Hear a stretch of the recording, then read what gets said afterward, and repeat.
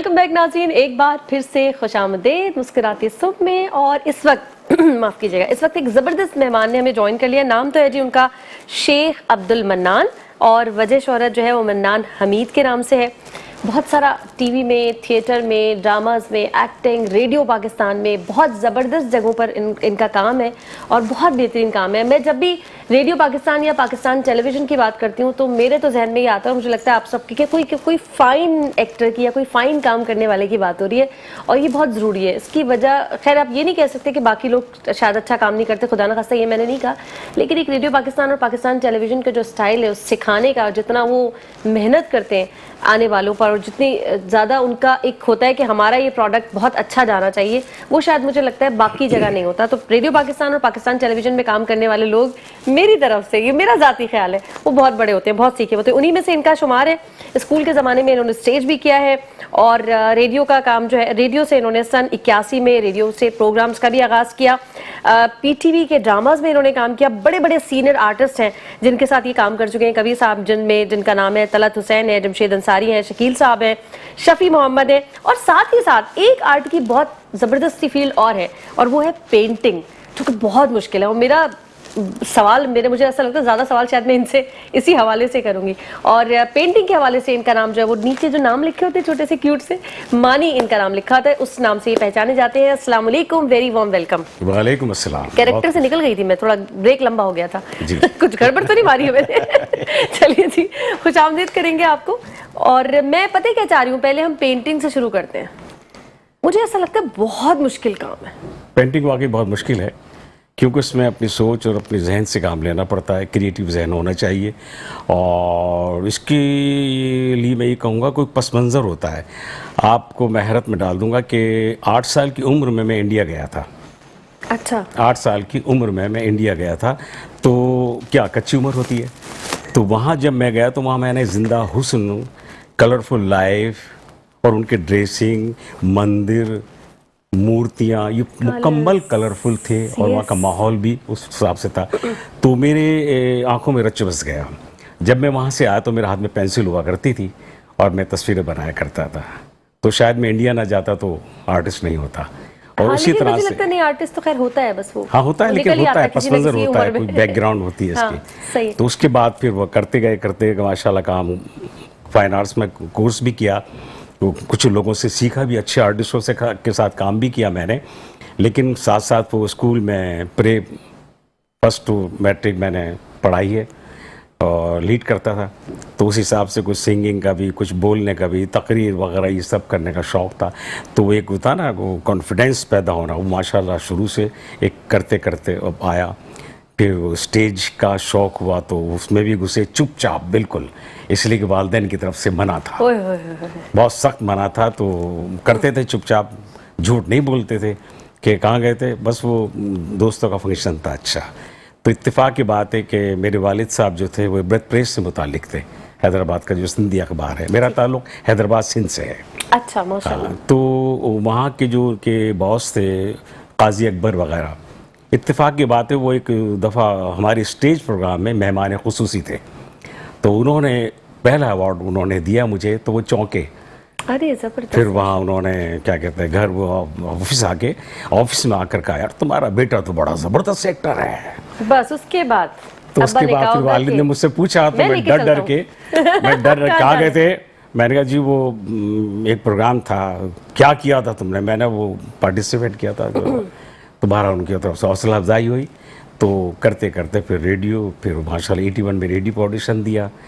तो वहाँ से फिर काम करते करते फिर PTU पर मैंने 86 में किया, रेडियो की मार्फत पहुँचा। मेरा एक दोस्त था आमिर राजा, वो माशाल्लाह बहुत अच्छा इंसान था। वो स्टेज जब करता था तो कुछ आदत सी हमारी थी कि जो हमें आता है हम बताते हैं, तो वो उसको बताया करता था। तो उसने फिर डायरेक्टर से कहा, अपने घर में बुलाया, दावत दी और कहा कि सर ये मन्नान हमीद हैं, इनको लेना है आपको, बस ये कहूँगा कि मैंने इससे सीखा है।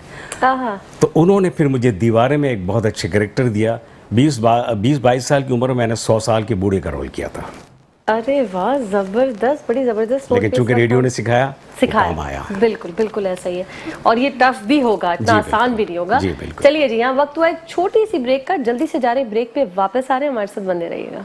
वेलकम बैक नाज़रीन, एक बार फिर से करते हैं खुशामदीद मुस्कुराते सुबह। ब्रेक से पहले अब्दुल मन्नान नाम सही लिया मैंने साहब से जो बात हो रही थी, मुझे लगता है पहले हम वहीं से कंटिन्यू कर, हम कहाँ तक आपके सफ़र में कहाँ तक पहुँच चुके थे? बस यानी कि स्टेज, टीवी, फिर ये करते करते आज माशाल्लाह, हालांकि मैंने बीच में छोड़ दिया था, कुछ हालात ऐसे हो गए थे कि मुझे नहीं करना चाहिए, इससे ये मुझे नुकसान हो रहा है या कोई बात ऐसी है या किसी की बात को पूरा करना था, लेकिन फ़ायदा कुछ नहीं हुआ, वापस आना पड़ा। वापस आया तो बहुत दिल बर्दाश्त हुआ। वो जो आर्टिस्ट है बैठ भी नहीं सकता ना। हाँ नहीं, ये कुछ हालात ऐसे हो गए थे कि मजबूरन मुझे छोड़ना पड़ा, लेकिन फिर वो दोबारा जब आया तो वो कैरेक्टर मुझे नहीं मिल सके जो मैं करता था। अच्छा। तो दिल बर्दाश्त हुआ। फिर कवि साहब ने मुझे समझाया कि मन्नान, आपको पहले आपने छोड़ा गलती, अब मत छोड़ना, कुछ भी हो जाए कोई नहीं देखता। हाँ, सही पैसे तो आ रहे हैं ना, तो इस तरह करके करता हूँ। अच्छा, अपने पड़ोसी मुल्क में भी काम किया हुआ, वहाँ से? नहीं, ओमपुरी साहब के साथ एक फिल्म बनाई थी इन्होंने पाकिस्तान में, तो ओमपुरी साहब के साथ एक सीन था माशाल्लाह बहुत अच्छा। तो नबील कुरैशी जो उसके डायरेक्टर थे, उन्होंने मुझे बुलाया, कहा ये इनके साथ काम है। अब मैंने कहा बिल्कुल, बहुत खुशी की बात है। तो जब मैंने उनके साथ काम किया तो बहुत कॉन्फिडेंस के साथ, ज़ाहिर अपने बुजुर्गों को और ख़ास तौर से अपनी माँ को ज़रूर याद करता हूँ मैं किसी भी मरहले में, चाहे एग्ज़ाम हो या ड्रामा। तो अल्लाह ने मेरी बड़ी इज्जत रखी, बड़ी उन्होंने मुझे बहुत सराहा, और यहाँ तक कहा कि बात चली इंडिया की, तो मैंने हाँ मेरे रिश्तेदार हैं, मेरी बहन है, तो कहना आप जब भी आएंगे मेरे पास आएंगे। अरे वाह। तो मैंने पासपोर्ट बनाने की कोशिश की, सब कुछ हो गया, इन्होंने अभिनंदन को गिरा दिया, रास्ते बंद हो गए और वो इंतकाल फरमा गए, तो ये सिलसिला हो गया। चले, वो जो होता है बेहतरी के लिए, हाँ अल्लाह की मर्जी से होता है, कोई ना कोई बेहतरी होती है जो कुछ टाइम बाद हमें पता चलता है। आपकी तरफ आ जाते हैं, खामोश खामोश बैठी हैं आप, यहाँ मॉडल नहीं हैं आप यहाँ बात कर रही हैं। अच्छा, हमने पहले भी आपसे पूछा था, आपने कहा बचपन से मुझे ये शौक था कि तैयार होना है, मेकअप करना है, वही माशाल्लाह से जो शौक था वो आपका जरिया मौज भी बन गया। बड़ी ब्लेसिंग है, बड़ी खुशनसीबी होती है ये, लेकिन घर वालों को कभी कभी हजम नहीं होती है ऐसी बातें वो बताएं जरा कहानी। वाले मना करते हैं कि नहीं इस फील्ड में नहीं जाओ, मॉडलिंग की फील्ड में नहीं जाओ, कुछ और कर लो। तो मैंने कहा नहीं, मुझे यही करना है। तो फिर जी मैंने जिद की उनसे। फिर जब मैंने ये वर्क शुरू किया तो उनको बहुत अच्छा लगा, क्योंकि होते हैं काफ़ी आपके रिलेटिव्स होते हैं जो आपको तनकीद का निशाना बना रहे होते हैं, लेकिन जब वो देखते हैं कि भाई ये बहुत अच्छा काम कर रही है, बहुत अच्छा चल रहा है, और जब इंसान खुद ठीक होता है तो कुछ भी ऐसा नहीं होता किसी भी फील्ड में, खुशी होती है जी। तो फिर आप सब सेट है, घर वाले भी खुश हैं, सब ठीक है। अच्छा, कोई लड़कियां अगर आना चाहें सिद्रा, बिल्कुल क्या कहेंगी? पैसे हैं इसमें? जी बिल्कुल है, अच्छे पैसे जी, अच्छे पैसे। आप ये आर्टिस्ट ब्रादरी की तरह नाराज चाहिए इसमें, जिनको शौक है और जिनको लगता है कि वो ये कर सकती हैं तो ज़रूर आए। आपको कोई हर्डल्स आए, कोई मुश्किलात आई जब शुरू किया था? बहुत टफ लगा मुझे, क्योंकि ये वर्क आसान नहीं है। तो मुझे मुश्किल सिर्फ ये होती थी कि मुझे बहुत टाइम देना पड़ रहा है इसमें, और आपका कोई टाइम नहीं होता, मतलब आपको किसी भी टाइम बुला रहे हैं, आपको वहाँ जाना है, तो मुझे ये सारी सिचुएशन को हैंडल करने में बहुत मुश्किल होती थी। बट अच्छा, अभी आप एक सैलून के साथ तो उनकी परमानेंट एम्प्लॉय के तौर पर मॉडल बैठ रही हैं, उसके अलावा आपने कहा कि आप कुछ ब्रांड के शूट के लिए भी जाती हैं, शूट्स भी करती तो क्या ऑफ लेती हैं या टाइमिंग थोड़ा मैनेज करती हैं? टाइमिंग मैनेज करती हूँ, ऑफ नहीं लेती, टाइम मैनेज कर लेती हूँ। सही। यहाँ पे आपको ऑफ मिलता है या नहीं? जी मुझे मिलता है। वो क्या दिन होता है? संडे। संडे मुझे फैमिली के साथ रहना होता है, मैं उस दिन कोई शूट वगैरह नहीं करती। जबरदस्त। भैया छुट्टी तो बहुत ज़्यादा ज़रूरी है, आप क्या कहते हैं? बिल्कुल सही क्या बात आप फ्रेश ही नहीं हो सकते? बिल्कुल। मुझे एक मज़ेदार बात याद आ गई, मुझे किसी ने अभी कुछ दिन पहले मैसेज करके पूछा कि वो सैटरडे संडे को कोई काम है तो आप इस वक्त आ जाएंगी। मैंने कहा सैटरडे संडे मौत का फरिश्ता आएगा, मैं कहूँगी आज छुट्टी है मेरी, सवाल ही पैदा नहीं होता। वो इतनी जोर से, ये मेरे घर का है वो साहब इतनी जोर से कहते अच्छा कुछ बीच का टाइम निकाले, क्योंकि हमारा वर्क ऐसा है कि इसमें हम किसी से कॉल पर भी बात करना बहुत मुश्किल होता है। क्यों नहीं, हम छुट्टी क्यों दे अपनी किसी को? मैं हालांकि अभी 2 हफ्तों से दे रही हूँ, लेकिन बड़ी मुश्किल से दे रही हूँ, छुट्टी नहीं देनी चाहिए, फ्रेश नहीं होते। आर्टिस्ट के लिए फ्रेश होना कितना जरूरी है? आर्टिस्ट के लिए फ्रेश होना जब किसी प्रोजेक्ट के लिए जा रहे हैं, मेंटली तौर पर बहुत जरूरी है। देखें, आर्टिस्ट को फ्रेश होने के लिए खुद उसको सोचना चाहिए कि मुझ पे जो चीज़ परेशानी या कुछ ऐसी बात आ रही है तो उसको खुद दरगुजर से काम लेना चाहिए, क्योंकि वो आर्टिस्ट है, वो अब अपने लिए नहीं, वो लोगों के लिए है। तो अपनी परेशानियों को, अपने हर चीज़ को पसे पर्दा करके अपने आप को नए रूप में लाएगा वो। जैसे कैरेक्टर है, मैं मन्नान हमीद हूँ, मुझे अब्दुल्ला का कैरेक्टर मिलता है किसी भी टाइप का, चाहे गुंडा हो, बदमाश हो या बाप हो, तो मुझे उसमें जाना है। तो आर्टिस्ट को इसीलिए फ्रेशनेस हासिल करने के लिए लोगों के लिए जाना है उनको। मैं आपको एक हैरतनाक बात बताऊंगा। मेरा ताल्लुक हैदराबाद से है। जी जी। मैं एक ड्रामे में काम कर रहा था, तो एक दिन का मेरा काम हो चुका था, सेकंड डे बाकी था। सुबह सुबह फ़ोन आते हैं बहुत, मैं बहुत कम उठाता था फ़ोन। आखिर बहुत परेशान हुआ, मैंने 10 बजे उठाया, पता चला मेरे सगे बड़े भाई का इंतकाल हो गया है। सगे, ये मैं सुनता था, ये मेरे साथ हुआ, तो मैं बड़ा परेशान हुआ। मैंने यार ये तो क्या करूं मैं, ये एक दिन का काम हो चुका, अगर नहीं होता तो मैं कह देता, अब इनका काम भी ख़राब होगा। मैंने कहा अच्छा कब ले जाएंगे वहाँ कब्रिस्तान, कहने असर के बाद। चलो कुछ हौसला हुआ।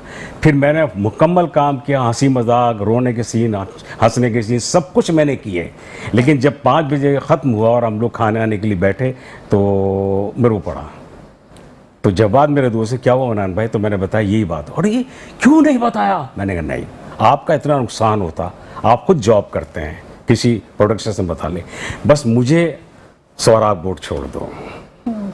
तो किसी को पता नहीं चला कि मेरे भाई का इंतकाल हो गया है, और ये मन्नान साहब जो हैं हंस रहे हैं, मजाक कर रहे हैं, हर किरदार, हर सीन कर रहे हैं वो। तो ऐसा होता है, ये होता है कॉम्प्रोमाइज।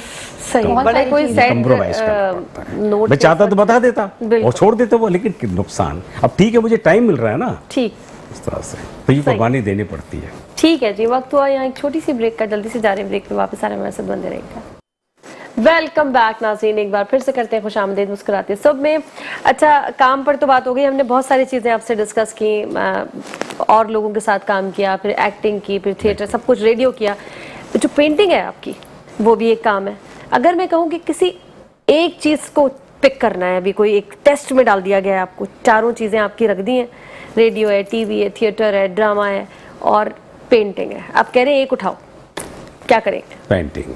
पेंटिंग, मुझे पता था, पता नहीं क्यों। वो इसलिए अच्छा, आई डोंट नो, मुझे दिल से बस ये आ रहा था, स्टार्ट उसी से। और हो सकता है कि मैं सब काम फर्स्ट लव आप बोलेंगे, पहला लव, काम दूसरे छूट जाए मुझसे या छोड़ दूं, हाँ। चाहे मेरी उम्र 100 साल की हो गई, लेकिन मेरा कलम चलता रहेगा। मेरे जहन में भी यही था कि ये आपके इख्तियार में, मेरे जहन में है, उसको मैं कैनवस पे लाता रहूंगा। हाँ, ये मुझे भी यही था कि इसके लिए आपको किसी के पास जाना नहीं है कि तुम मुझे बुलाओगे काम के लिए, तो आपके हाथ में मौजूद है। जी, अभी मेरे दोस्त है करीम साहब, वो माशाल्लाह प्रमोट करते हैं आर्टिस्टों को भी, और नुमाइशें भी, लोगों की हेल्प करते हैं वो। हाँ। तो ऐसे लोग भी हैं, उनके साथ बैठता हूँ उठता हूँ, माशाल्लाह खुद आर्टिस्ट हैं बहुत अच्छे। अच्छा, पेंटिंग ऐसे सुनते तो हम यही हैं जब लगते हैं इनके एग्जीबिशन के, भाई ये कोई लाखों की है, कोई करोड़ों की है, एक मुस्कुरा, हमें समझ में नहीं आता। पेंटर्स को आता होगा समझ में, भी तो समझ ही नहीं आता कि ये वाली पेंटिंग ये 25 लाख की आखिर है क्यों। लेकिन आपको जाहिर समझ आता होगा, तो आप समझते हैं अभी यहाँ पाकिस्तान में भी इतनी महंगी पाकिस्तान में आर्ट की कदर नहीं है, चाहे कोई भी हो, स्टेटस की बुनियाद पर वो लेते हैं, वो नहीं समझते कि ये क्या बनाया इसने, ब्रांड किसने बनाया है। हाँ, वही ब्रांड ना, ब्रांड कॉन्शियस है। साथ कैन फलाने ये वो, कितने ये 3 लाख दो दे दो, हाँ। लगा दिया उसमें अपने घर में, उस पे साथ कैन लिखा है। अब वो साथ कैन ने बनाई है, हाँ। डायरेक्ट मैंने ली थी 3 लाख की, ये अब लोग उसको देख रहे हैं, तो ये है बस, उनको नहीं पता कि वो क्या चीज़ है। हाँ, मैं अक्सर देखती हूँ ना, कुछ 15 लाख 20 लाख देते हैं, समझ ही नहीं आ रहा है इसमें है क्या, इतनी नुमाइश होती है। आप लोग, आप जब बनाने बैठते हैं, आपने उठा लिया ब्रश, उठा लिया कैनवस आगे आपके सामने, क्या मंजर पहले ही आंखों के सामने बन जाता है? कोई सोच होती है, क्या है ये? बस ये जहन में है कुछ ऐसी चीज़ कि जैसे शायर बैठा है और उसके आमद हो गई तो फन लिखता है वो, टक टक टक। इसी तरह से ऐसे ही होता है कि वो बैठा हुआ, अच्छा सिगरेट विगरेट मेरी आदत नहीं, हमारे लाइन में तो पता नहीं क्या क्या पीते हैं, लेकिन शुक्र है मैं बचा हूँ। तो बात करते करते अचानक मेरे जहन में आ गया कि वो, अरे यार फिर वो उठाता हूँ और बनता चला, और डिज़ाइन बनाता हूँ। मैंने कमर्शियल डिज़ाइन बनाए, मैंने किताबों के टाइटल है ये। अभी भी आजकल मैं फर्नीचर पे मैं उसके स्केच बनाता हूँ, फर्नीचर के। अच्छा, ब्राइडल फर्नीचर भी करते हैं? जी, अच्छा। स्केच बनाता हूँ उनको, मेरी जॉब है छोटी सी। अच्छा अच्छा, जबरदस्त। तो अब माशाल्लाह एक से एक आर्टिस्ट मौजूद है, एक फीमेल है अदीबा, बहुत प्यारी आर्टिस्ट है, कोशिश कर रही है। लेकिन वही बात आती है कि जितने लोग नुमाइश करते हैं, अपनी दिन रात एक करके बहुत अच्छी तख्लीक सामने लेकर आते हैं, लेकिन वो कब बिकेगी, कब बिकेगी, ये मुझे यही है। हमारे यहाँ नहीं है, दूसरे ममालिक में बहुत कदर है। देखिए दूसरे ममालिक में इतने मौके हैं कि रोड पर बैठ के वो स्केच बना रहा है, उससे हम कमा रहा है वो। जी बिल्कुल, रोड पर वो तो गिटार और बजा के कदर है हमारे उसकी। रोड जी पे कदर है उसकी कि रोड पर बैठा हुआ है, हम यहाँ अपने स्टूडियो में बैठे हैं, उसकी कदर नहीं है। बिल्कुल यार, क्या काम किया तुमने यार, ये कोई ढंग का काम सीखो। बिल्कुल सही कह रहे हैं। अच्छा सिद्रा, पेंटिंग तो आपके मुंह पे भी हो रही है, हाँ। खुद भी आती है करनी है आपको? नहीं, मुझे नहीं करनी आता। मैं ड्राइंग और पेंटिंग इनसे बहुत दूर हूँ, मुझे शुरू से कोई इंटरेस्ट नहीं। हालांकि मेरा मुराद की अंदाज वही है makeup इनका, अंदाज वही बिल्कुल अंदाज सही। पेंटिंग को मैंने मेकअप के अंदाज में पूछा है जी। आपसे। कॉस्मेटिक्स मेकअप करना आता है खुद भी? अच्छा, आता है मुझे ऐसा बहुत प्रोफेशनल, क्योंकि आप इतना हो रहा है आपके फेस पे, प्रोफेशनल तो नहीं कह सकते, लेकिन मैंने बहुत कुछ सीखा है क्योंकि मैं इसमें हूँ ना। तो इस सोचा चीज़ नहीं में आपने कि मेकअप आर्टिस्ट भी बनना चाहिए? क्योंकि मेरी पेंटिंग की अच्छी नहीं है ना, तो मैं नहीं बन सकती, मुझे ऐसा लगता है। नहीं नहीं, वो तो आप बार बार कनेक्ट मुझे ही किए जा रही हैं उससे। इंटरेस्ट नहीं है। नहीं है नहीं। कि इसमें कुछ कोर्सेज करें, जब आप जैसे अब ये इन्होंने पेंटिंग, इनका काम है, कुछ भी नहीं होगा तो ये ब्रश लेंगे करेंगे, हो ऐसे सकता आप नहीं है। सोचती कभी कल को जॉब छोड़ी तो मैं हो अपना, सकता है कि मैं इस चीज में चली जाऊँ, है ना? मेकअप आर्टिस्ट बन जाऊँ। बड़ी वैल्यू है आपको पता मेकअप आर्टिस्ट। बहुत फील्ड value है, फील्ड और बहुत अच्छी फील्ड है माशाल्लाह, इसीलिए। बहुत काम हो रहा है, बहुत ज्यादा बहुत काम हो इसको रहा रखें फ्यूचर प्लान्स में अपने, और मैंने साथ सोचा हुआ है कि मैं इस तरफ चली जाऊँ है। गुड। क्योंकि यही फील्ड है मेरी, हाँ तो इसलिए सही। वैसे किया है घर में कभी किसी को तैयार? खुद कर लेती हूँ अपना, कभी अपना किसी बस। को तैयार नहीं किया, बहनों को कर दिया। अच्छा, प्रैक्टिस क्या क्या करनी क्या फीडबैक क्या आता है? बहुत अच्छा आता है, अच्छा, फीडबैक बहुत अच्छा आता है। यार तुमने तो बहुत अच्छा मेकअप सीख लिया। पैसे कितने हाँ मिलते यार, हैं? पैसे कोई नहीं मिलते घर में। ये फ्री है। ये घर वालों को कर रही है ना भाई, घर घर वालों वालों से ठीक है, पैसे ठीक है, लेंगे। ठीक है, ठीक है। अब